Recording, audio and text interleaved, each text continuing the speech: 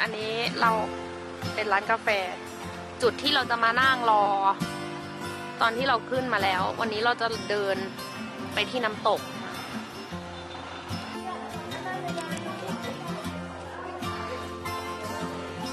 แม่เราไปไหนเนี่ย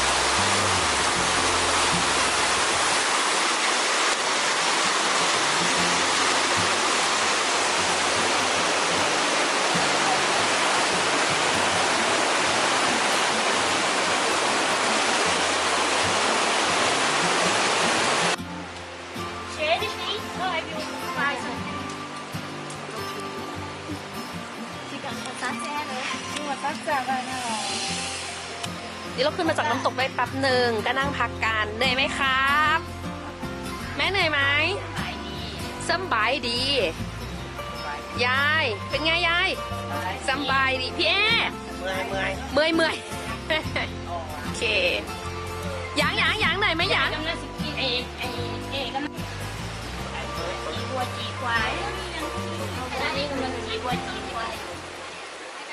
เป็นเนื้อแดดเดียวเป็นเนื้อวัวตากแห้งเนื้อควายตากแห้งเดินลงไปน้ำตกแต่ว่าตอนขึ้นนะจริงๆเขาให้เดินขึ้นอีกกิโลแต่มันขึ้นเขาอะก็เลยพอดีเห็นมอไซค์ก็เลยเรียกมอไซค์เขาให้ขึ้น2 คน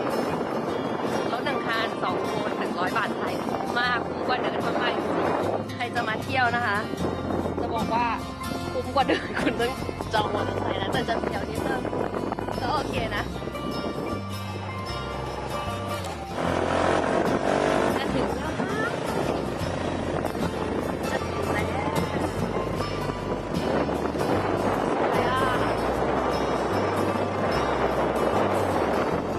มอเตอร์ไซค์ก็สวยนะเนี่ย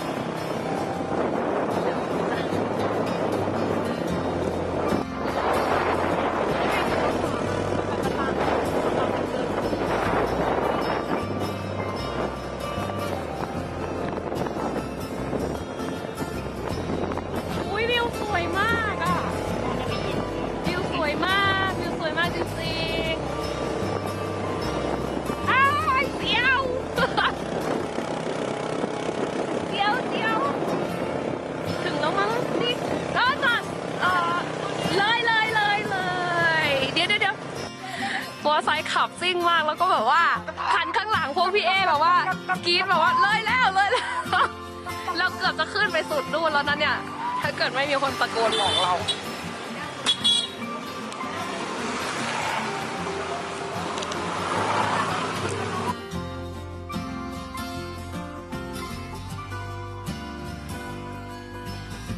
คิดดูดี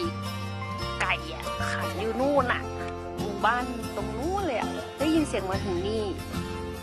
ที่นี่เงียบสงบดีจัง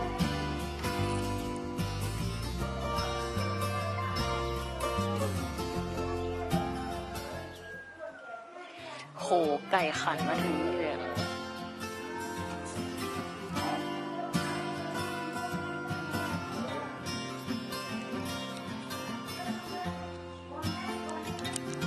นี่เราจะไปนั่งกระเช้าขึ้นไปจากตรงนี้อาจจะไม่เห็นนะจากตรงข้างล่างเนี่ยขึ้นไปจนถึงเข้าไปในเมฆนั้นอะเข้าไปในเมฆนั้นเลยอะขึ้นไปบนเขานั้นมันน่ากลัวจริงๆไม่ไปแล้วก็เดินขึ้นต่อเดินขึ้นไปตรงที่บอกว่าเดินเยอะๆอะไรพี่นั่งกระเช้าแล้วก็เดินต่อตรงนี้แหละเอ้ย